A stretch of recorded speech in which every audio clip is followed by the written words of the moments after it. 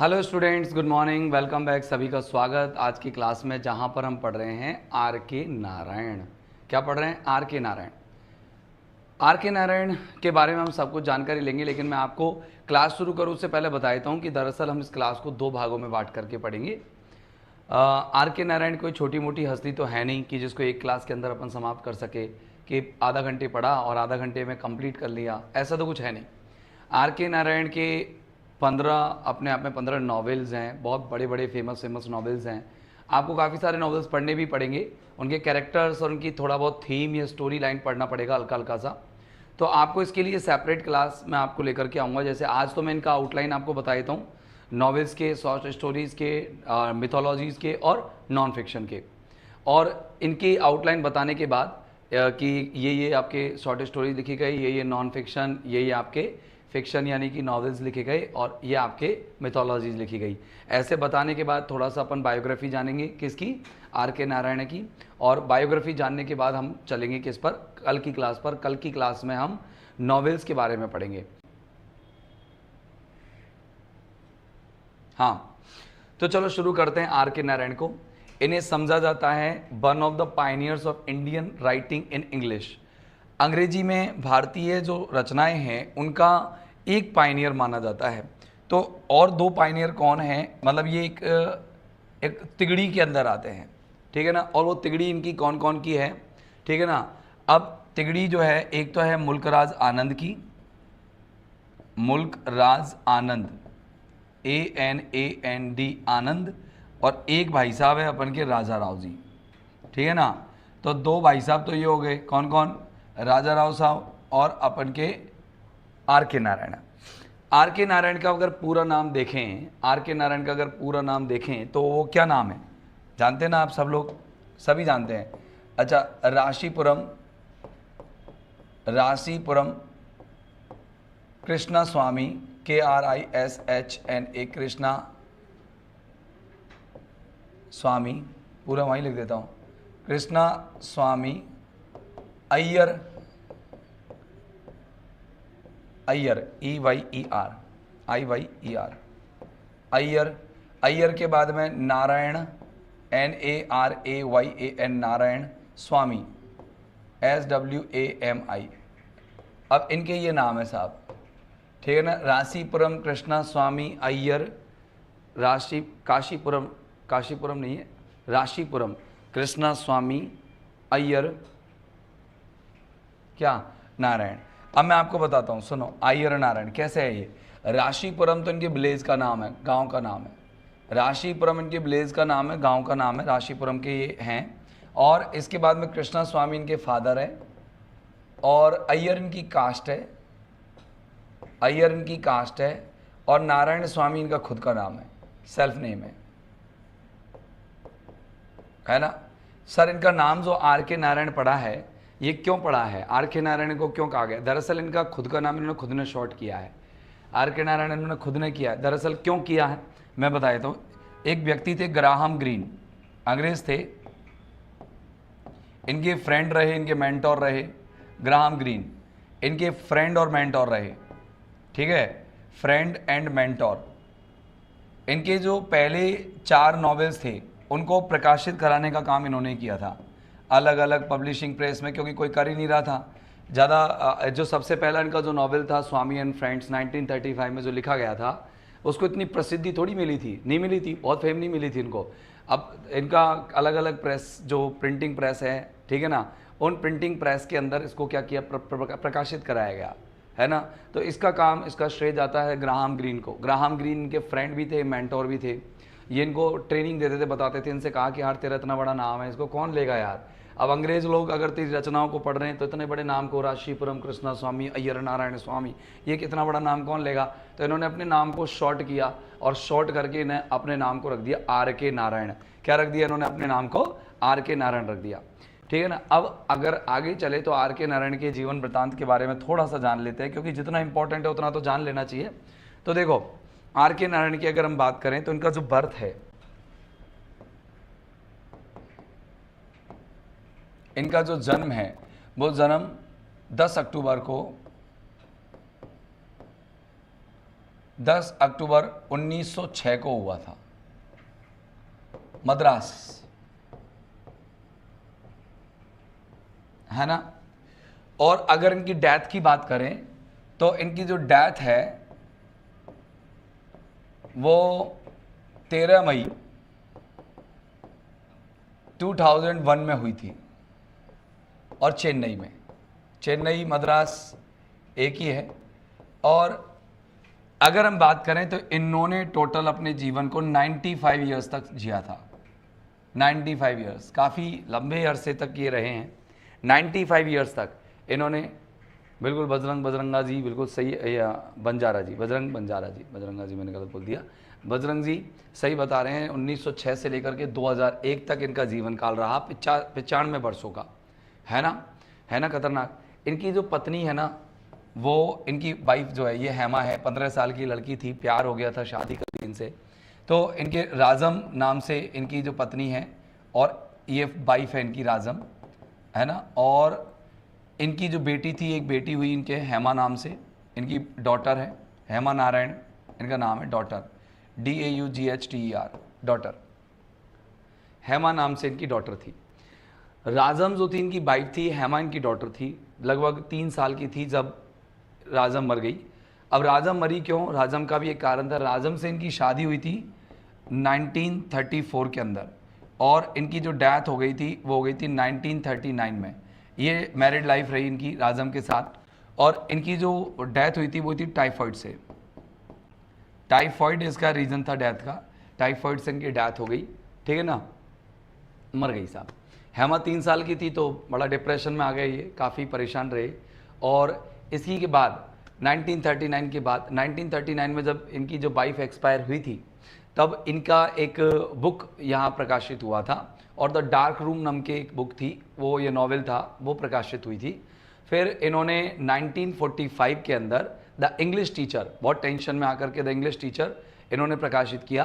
तो the English teacher इनका after बाइस डेथ एक नॉवेल था। अगर अपन इधर आते हैं वापस से, अब वापस आए तो इधर देखना कि जो ये स्वामी जो थे, अपने 8 बहन भाइयों में सेकंड नंबर के थे, सेकंड नंबर के थे, ठीक है ना। तो द सेकंड ऑफ, ये सेकंड नंबर पे आते थे, the second of the brothers, भाइयों में सेकंड थे। भाई थे 4, 6, और 2 सिस्टर्स थी, ठीक है ना। इनमें सेकंड नंबर के थे। 2 भाइयों के बारे में खास तौर से आता है, देखो, एक तो भाई थे रामचंद्रन, RAMCHANDRAN, रामचंद्रन ने 1940 के अंदर एक जेमिनी स्टूडियो लगता था, इनकी फिल्म भी बनाई थी जेमिनी स्टूडियोज़ ने। जेमिनी स्टूडियो में काम करते थे, जेमिनी स्टूडियो। और इनका एक भाई के बारे में और जिक्र आता है ज़्यादातर लक्ष्मण के बारे में, लक्ष्मण नारायण। और लक्ष्मण जो है वो इसके क्या करते थे, भाई है, ये दोनों भाई हैं, ये दोनों ब्रदर हैं, इनके बारे में ही आया है। और कहीं इनकी जानकारी मिलती नहीं है, इनकी माँ के बारे में भी जानकारी नहीं मिलती है, इनकी दादी और पापा के बारे में जानकारी मिलती है, ठीक है ना। तो यहाँ देखो, लक्ष्मण की बात करें ना, तो लक्ष्मण एक कार्टूनिस्ट थे। लक्ष्मण ने इनके बारे में, मतलब जब भी क्या होते थे कार्टूनिस्ट, जब भी इंटरव्यूज़ होते थे तो RK नारायण के बारे में सबसे ज़्यादा जानकारी लक्ष्मण ने दी है। लक्ष्मण नारायण ने जो है, इनके रिलेटिव है खास, और सबसे ज़्यादा जानकारी अगर RK नारायण के बारे में कोई दे पाया है तो वो लक्ष्मण दे पाया है। लक्ष्मण ने सबसे ज़्यादा जानकारी दी है, ठीक है ना। अब अगर हम बात करें कि और अगली चीज़ों की कुछ बात करें, इंपॉर्टेंट चीज़ों की बात करें, तो इनकी थोड़ी एजुकेशनल लाइफ या इनकी शिक्षा के बारे में देखें तो इनके जो फादर थे, फादर एक स्कूल के हेडमास्टर थे। फादर जो थे हेडमास्टर ऑफ स्कूल, एक स्कूल के हेडमास्टर थे, ठीक है ना। हेडमास्टर किसके थे, एक स्कूल के हेडमास्टर थे।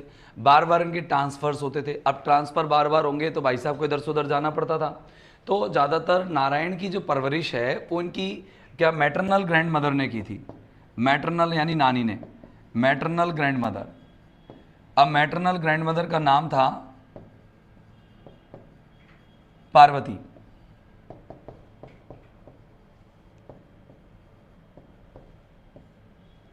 पार्वती, है ना। अब इन्होंने ग्रैंड ऐसे भी जैसे एक नॉवेल भी लिखा है और उनका नाम लिखा है कि ग्रैंड मदर्स टेल्स, है ना, ग्रैंड मदर की कहानियाँ, एक नॉवेल भी लिखा है, ठीक है ना। और एक इन्होंने ग्रैंड मदर्स जैसे grandmother's tales and selected stories करके एक स्टोरी शॉर्ट स्टोरी का कलेक्शन भी लिखा है। तो ये ग्रैंड मदर जो है पार्वती थी और पार्वती ने इनको खूब पाला पोसा, संस्कृत सिखाई, कहानियाँ सिखाती थी, मिथोलॉजीज बताया करती थी। अब मिथोलॉजीज की वजह से तो इन्होंने मिथोलॉजीज लिख दी, गॉड्स डेमन्स एंड अदर्स। एक तो इन्होंने ये मिथोलॉजी लिखी, द महाभारता, द रामायणा, ये इन्होंने मिथोलॉजी लिखी। किसकी वजह से लिखी? क्योंकि इनको कहानियाँ याद थी जो उनकी मैटरनल ग्रैंड मदर इनको बताया करती थी। अब देखना यहाँ पर, अब आगे बात करते हैं। दरअसल इनकी शिक्षा दीक्षा कोई मैं अगर कहूँ तो ये पढ़ने में बिलो एवरेज स्टूडेंट रहे, ये पढ़ने में बिलो एवरेज स्टूडेंट रहे। बिलो एवरेज कह सकते हो सर, क्यों आप कैसे कह सकते हो बिलो एवरेज रहे? इसलिए कह सकता हूँ मेरे भाई कि इनका ये क्या है, स्कूलिंग में और इंटरमीडिएट स्कूलिंग में फेल हो गए, ठीक है ना, फेल हो गए ये। हाँ, मतलब इनके खास वर्चस्व नहीं रहा पढ़ने में। फिर जब मैसूर की यूनिवर्सिटी के लिए, है ना, मैसूर की यूनिवर्सिटी के लिए इनको क्या किया गया, नॉमिनेट किया गया, मैसूर की यूनिवर्सिटी के लिए इनको नॉमिनेट किया गया। तो इनका जो एंट्रेंस एग्जाम दे रहे थे, ये मैसूर की यूनिवर्सिटी के लिए एंट्रेंस एग्जाम दे रहे थे, entrance exam for Mysore university graduation के लिए। अब एंट्रेंस एग्जाम दे रहे थे, बीए करना था इनको इंग्लिश से, तो एंट्रेंस एग्जाम फॉर ग्रेजुएशन में ये फेल हो गए, ग्रेजुएशन में ये फेल हो गए, है ना, फेल। अब भाई फेल हो गया तो क्या हुआ कि कोई बात नहीं, फेल हो गए तो क्या हुआ, फेल नहीं हो सकते क्या? हम नहीं फेल हो सकते? कमजोर स्टूडेंट आगे नहीं बढ़ सकता क्या? हो सकता है। तो अब फेल होने के बाद इनको क्या हुआ साहब, इनको 1 साल के लिए घर पर रखा गया। पापा ने गुस्से में आ गए, तू कर रहा है यार ऐसे थोड़ी यार, पढ़ाई कर ढंग से, थोड़ा सा अच्छे से तैयारी कर, ऐसे नहीं। तो घर पे इन्होंने रीडिंग की, घर पे इन्होंने काम पढ़ा और पढ़ करके फिर इन्होंने एंट्रेंस टेस्ट दोबारा दिया, फिर इनका ग्रेजुएशन के अंदर एंट्रेंस हो गया, ठीक है ना। अच्छा, अब देखो यहाँ पर बात करें कि अब फेल होने के बाद जब इनको अब इनकी जो ग्रेजुएशन की डिग्री इनको 4 साल में प्राप्त हुई, 4 इयर्स में प्राप्त हुई इनकी ग्रेजुएशन की डिग्री। सब दोस्तों को तो इनको पहले ही मिल गई थी और इनको 4 साल बाद मिली, तो बेचारे शाय हो गए, विड्रॉल नेचर के हो गए, ठीक है ना, बहुत विड्रॉल नेचर के हो गए। ग्रेजुएशन की डिग्री इनको 4 साल के अंदर मिली। अब इसके बाद क्या हुआ, भाई साहब ने क्या किया कि इन्होंने थोड़ा सा क्लर्क के रूप में काम करना शुरू किया। तो ये क्लर्क बन गए, है ना, और क्लर्क बनने के बाद क्लर्क बने, फिर ये इंग्लिश टीचर बने। क्लर्क बनने के बाद इन्होंने इंग्लिश टीचर का भी वर्क किया, क्लर्क एंड इंग्लिश टीचर। अब इंग्लिश टीचर का जॉब क्यों छोड़ा इन्होंने यार, बढ़िया जॉब था यार, इंग्लिश टीचर का छोड़ा क्यों? अब इंग्लिश टीचर का जॉब छोड़ने का एक रीज़न था मेरे भाई, एक जॉब छोड़ने का इनका रीज़न था, है ना। रीज़न क्या था कि इनको वहाँ स्कूल में ये कह दिया गया था, एक प्राइवेट स्कूल था, तो इनको ये कह दिया कि तुम फिजिकल ट्रेनर का भी काम करोगे, साथ में इनको एक्स्ट्रा वर्क दे दिया। यार अब मैं इंग्लिश का टीचर हूँ यार, आप मुझे कहोगे सर रजिस्टर बनाओ, अटेंडेंस रजिस्टर बनाओ, मूड तो खराब होगा ही। तो आर.के. नारायण का सर ये ऑफ करो, सर प्रिंटर ऑफ करो। तो आर.के. नारायण का मूड खराब हो गया कि यार तुम क्या कह रहे हो सर, हाई स्कूल में फेल हुए थे, सही है। तो इनका मूड कैसे खराब हुआ कि यार मैं तो इंग्लिश टीचर हूँ यार, और आप मेरे को क्या कह रहे हो कि फिजिकल ट्रेनर बनो, यार ये गलत बात है। तो उसमें क्या करना है आपको कि यहाँ पर जो भाई साहब ने क्या किया, छोड़ दिया टीचिंग का जॉब, और टीचिंग का जॉब देख करके और वो मतलब होम पर सेटल हो गए, घर पर ही सेटल हो गए, और उन्होंने राइटिंग को अपना करियर अपनाया, कि भाई मैं तो लिखूंगा, है ना।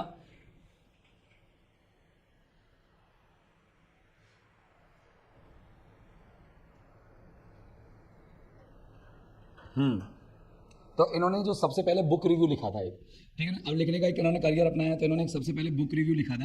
अब बुक रिव्यू का पूरा नाम खास मुझे अच्छे से याद नहीं है, लेकिन हाँ इतना सा है कि इन्होंने जो बुक रिव्यू लिखा था उसका नाम था डेवलपिंग मैरीटाइम,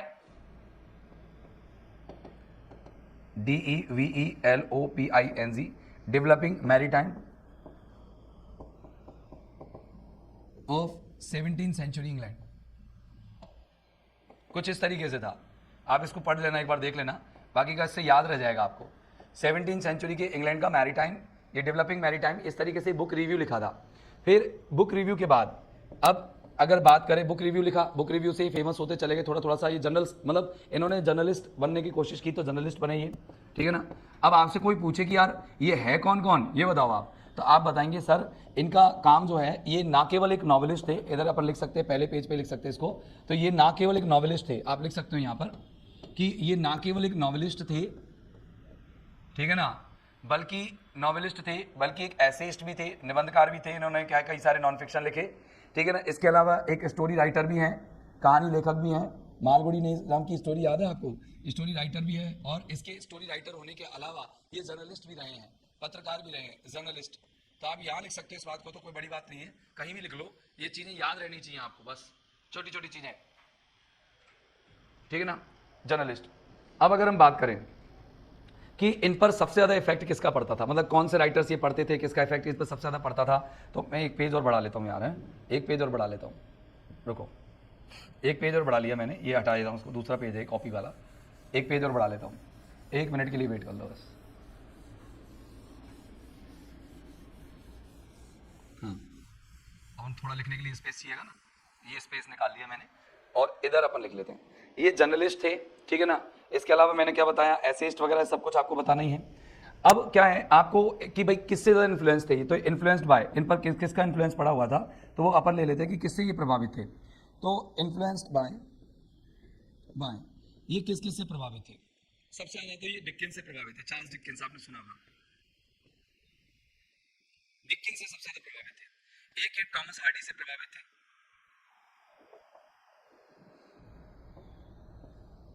टॉमस हार्डी और डिकिंस इनसे बहुत ज्यादा प्रभावित थे, बहुत ज्यादा इन्फ्लुएंस थे, ठीक है ना।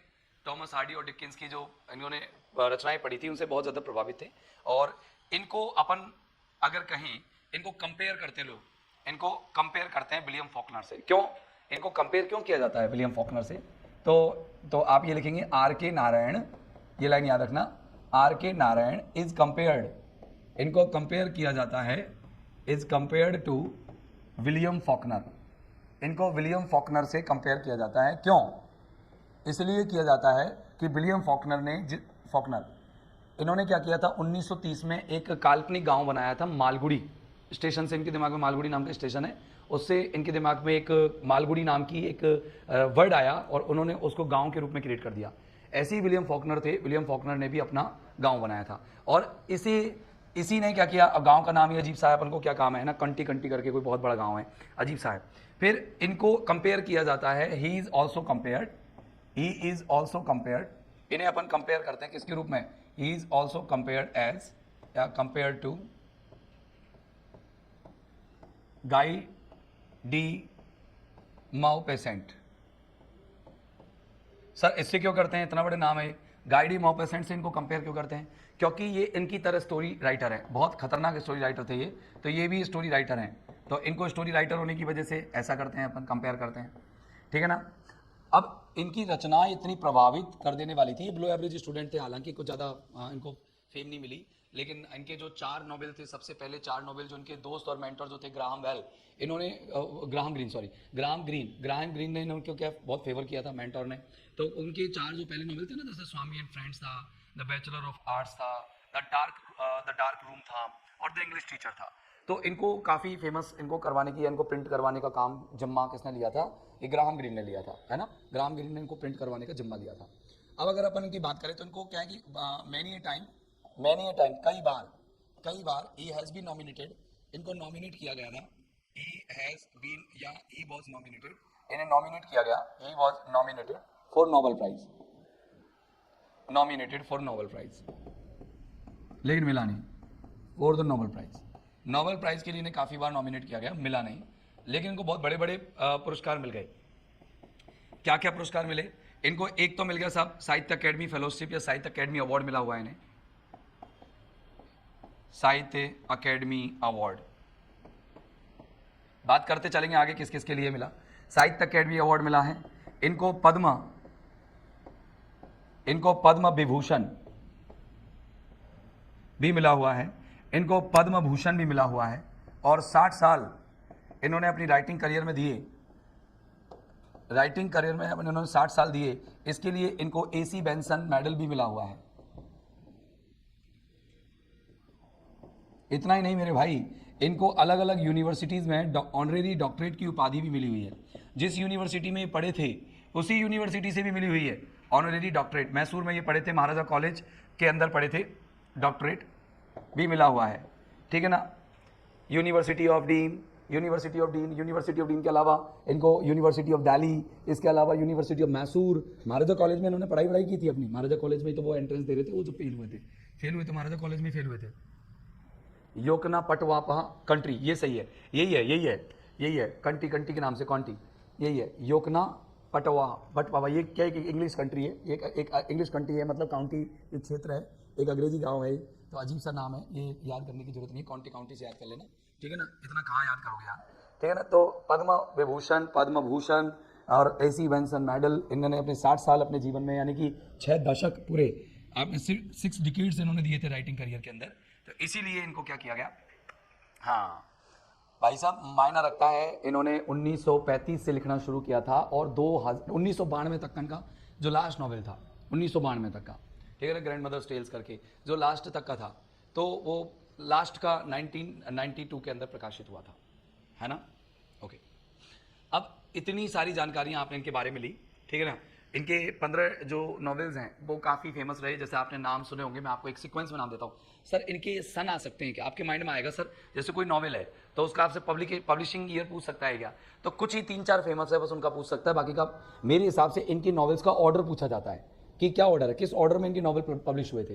तो आपको ऑर्डर में आपको बता देता हूँ कि पहला जो नॉवेल था इनका था स्वामी, पहला नाम जो नॉवेल था वो था स्वामी एंड फ्रेंड्स, वो 1935 में इनका प्रकाशित हुआ था, स्वामी एंड फ्रेंड्स। फिर 37 के अंदर लगभग 2 साल बाद ही इन्होंने क्या लिख दिया, the bachelor of arts, BA वाला जो इन्होंने खुद ने किया था, तो अपने जीवन के अनुभव तो ये शेयर करते ही थे, तो बैचलर ऑफ आर्ट्स करके इन्होंने लिखा था 1937 के अंदर। फिर 1939 के अंदर द डार्क रूम इन्होंने लिखा, क्यों लिखा था, क्योंकि वो फेल हो गए थे ना, तो अपने कोप भवन में रहने लगे, शाय हो गए थे, तो इन्होंने द डार्क रूम लिख दिया 1939 के अंदर। फिर इनकी पत्नी एक्सपायर हो गई थी 39 में, तो फिर उन्होंने करीबन 4-5 साल की रिकवरी के बाद, मेंटल रिकवरी के बाद, इन्होंने 1945 के अंदर 1945 में द इंग्लिश टीचर लिखा। फिर इंग्लिश टीचर के बाद में इन्होंने 1949 में Mr Sampath the printer of Malgudi ये लिखा था इन्होंने। फिर इसके बाद में सबसे ज्यादा पॉपुलैरिटी इनको मिली द फाइनेंस एक्सपर्ट से, द फाइनेंस एक्सपर्ट जो इन्होंने 1952 के अंदर लिखा था, द फाइनेंस एक्सपर्ट। फिर इसके बाद इन्होंने लिखा waiting for the Mahatma, waiting for the Mahatma, है ना। अब इसकी सन उल्टी सुल्टी दे रखी है, कहीं 1956 दे रखी है, कहीं 1954 दे रखी है, कहीं 55 दे रखी है, तो आप लोग दिमाग में रखेंगे कि इसका केवल नाम याद रखना है, वेटिंग फॉर द महात्मा, है ना। अब महात्मा का वेट करने के बाद क्या हुआ साहब, फिर इन्होंने जो इनका जो सबसे बढ़िया और सबसे पॉपुलर पब्लिकेशन था वो था द गाइड, इन्होंने गाइड नाम की एक बुक लिखी, है ना। द गाइड नाम से लिखने के बाद, गाइड नाम का जो है लगभग 1956 में ये प्रकाशित हुआ था, 56 मान लीजिए, 55 के बाद अगले ही साल, ऐसे कहते हैं अगले साल लिख दिया इन्होंने, है ना। फिर इन्होंने गाइड के बाद man eaters of Malgudi, the man eater of Malgudi, Malgudi का नरभक्षी, ये इन्होंने एक नॉवेल लिखा, मालगुडी का नरभक्षी, ठीक है ना। ये जो 19 क्या लगभग 59 या 61 या 62 इस तरीके से ये प्रकाशित हुआ।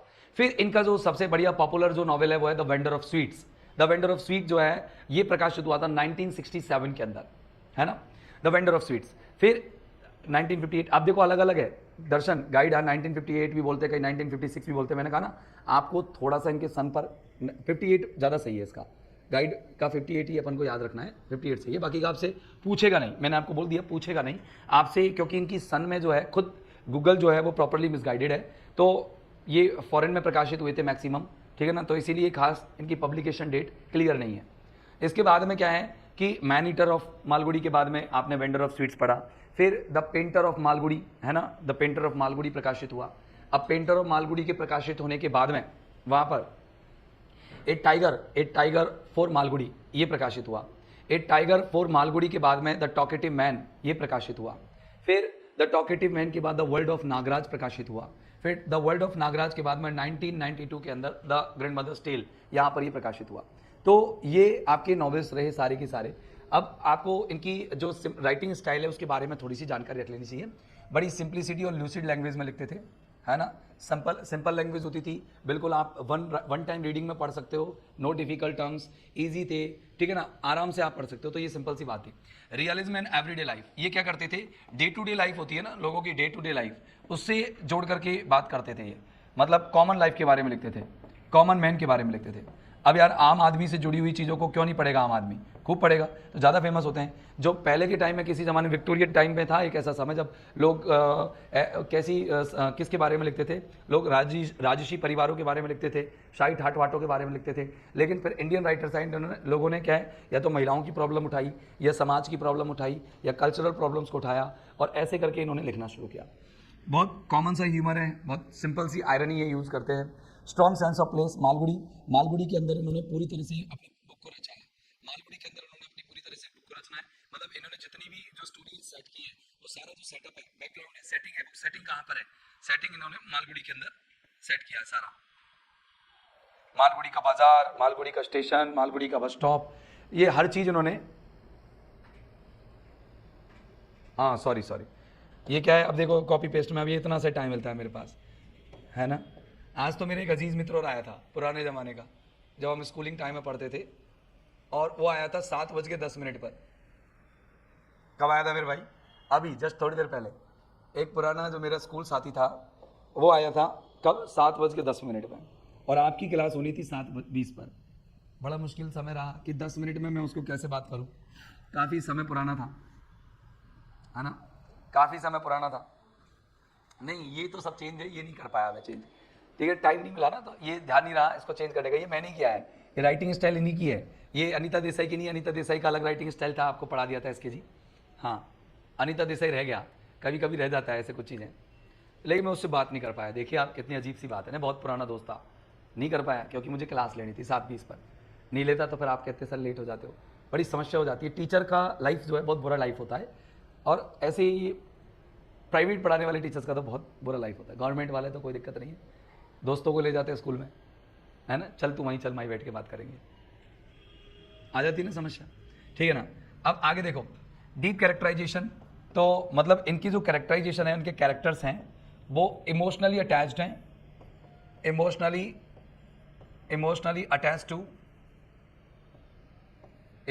Attached to common man. एक सामान्य आदमी से ये भावुकता से जुड़े हुए रहते हैं इसके कैरेक्टर्स। एक्सप्लोरेशन ऑफ थीम्स, इसने कई तरह की थीम्स लिखी है, जैसे कि ट्रेडिशन वर्सेस मॉडर्निटी, ठीक है ना, बिल्कुल परंपराओं और आधुनिकता के बारे में इन्होंने बातें की, ठीक है ना, ट्रुथ वर्सेस फॉल्स लाइज, ऐसे कई सारी चीज़ों के बारे में बात की, ठीक है ना, इंडियन वर्सेस वेस्टर्न कल्चर, ऐसे कई सारी कल्चर। ये मतलब कहने का मतलब इनकी जो थीम्स है, इन्होंने नई नई थीम्स की है। तो जैसे कैसे इंडियन कल्चर में कल्चरल क्राइसिस कह रहे हो आप, सांस्कृतिक संकट, कल्चरल क्राइसिस, ठीक है ना, कल्चरल क्राइसिस के बारे में बात की है, ठीक है ना। ट्रेडिशनलिटी एंड मॉडर्निटी, इनके बारे में बात की इन्होंने।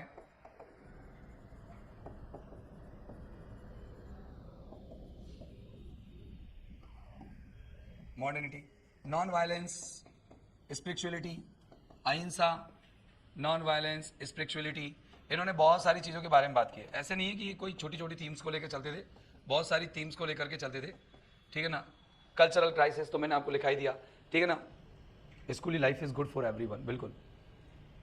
फिलोसॉफिकल अंडरपिनिंग, लाइटली एंडर, मतलब इन्होंने क्या किया है, दार्शनिक चीज़ों को, मतलब भगवत गीता का सार, ठीक है ना, भागवत गीता को इन्होंने काफ़ी अच्छे से मेंशन किया है हर जगह पर। भागवत गीता, GEET लिख दो, GIT लिख दो, शॉर्ट में कुछ भी लिख दो, तो भागवत गीता को इन्होंने काफ़ी अच्छे से मेंशन किया है अपनी नॉवेल्स के अंदर, बहुत अच्छे से मेंशन किया है। इन्फ्लुएंस मैंने आपको बता दिया शुरू में इन पर किन किन का रहा है, ठीक है ना। अब इनके अवार्ड्स आप एक बार मोटे मोटे अक्षर नॉर्मल तरीके से देख सकते हो कि इनका जो साहित्य अकेडमी अवार्ड है वो 1960 के अंदर मिला है इनको, 1960, 1958 ऐसे ही बोलते हैं, तो 1960 में याद रखना इनको। इनकी जो बुक है द गाइड, 58 में गाइड लिखी गई, 58 में गाइड लिखी गई, 1958 इसका मास्टरपीस माना जाता है इसको। इसके लिए इन्हें साहित्य अकेडमी अवार्ड मिला। पद्म भूषण इनको 1964 के अंदर मिला, है ना, और थर्ड हाईएस्ट सिविलियन अवार्ड है इंडिया के अंदर। फिर इनको AC वेंसन 1980 में मिला रॉयल सोसाइटी ऑफ लिटरेचर के द्वारा, 60 साल के यूके में इन्होंने 60 साल का जो करियर अपनाया है इसका राइटिंग के लिए। पद्म विभूषण इनको 2001 में मिला, लगभग ये पोस्टुमस मिला, इनको मरने के बाद मिला। राज्यसभा में नॉमिनेट रहे 6 साल के लिए रहे थे, 1989 से लेकर के 1995 तक लगभग नॉमिनेटेड रहे राज्यसभा में, है ना। ये आपको याद रखना इनके बारे में। और खास अगर हम बार इनके बारे में बात करें तो नॉवेल्स तो मैंने आपको बताई दिए, तो कल जो है हम इसके बारे में चर्चा करेंगे, इनके नॉवेल्स के बारे में चर्चा करेंगे कल, ठीक है ना। इनके नॉवेल्स के बारे में चर्चा करेंगे, इनके नॉन फिक्शंस जो करीबन 9 नॉन फिक्शंस हैं मैं उनको भी आपको बताऊंगा, ठीक है ना।